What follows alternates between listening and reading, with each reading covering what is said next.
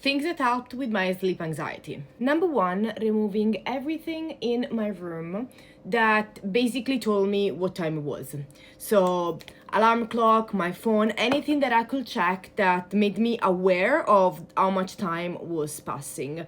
Checking the time is just going to make you feel more and more anxious about how long you've been in bed without sleeping, as well as in how long you have to wake up, which is just going to feed into the sleep anxiety cycle where you can't sleep, then you get stressed out because you can't sleep, which just make you not sleep even more. Number two, writing down my worries.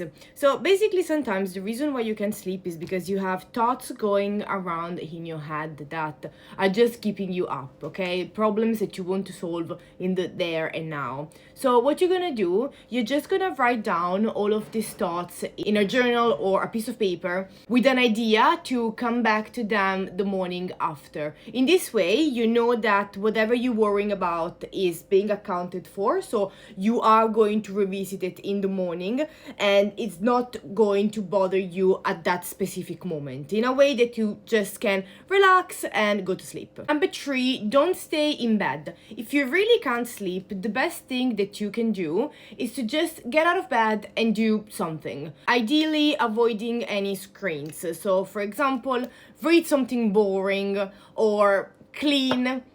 Just do something that you're not really excited about until you start to feel sleepy and you can go to bed. As I said in my last TikTok, staying in bed awake is just gonna increase anxiety, worry, and frustration, activating your fight and flight system. That is the last thing you want when you have sleep anxiety. Number four, have a proper night routine. Our brain really thrives on routine, and having a night routine is basically going to signal to your brain that it's time to switch off and to go to bed. In this night routine, you can include a whole bunch of things that you find relaxing, like having a warm shower, reading a book, journaling, but even maybe using one of those sleep apps that help you wind down and go to sleep.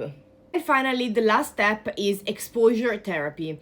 The reality is, if you have one bad night of sleep, nothing bad is gonna happen. Literally, it took me so long to just figure this out, but until I stopped putting myself the pressure to sleep and just basically giving to sleep so much power, everything started to work out for me, and that is when I was basically able to wind down.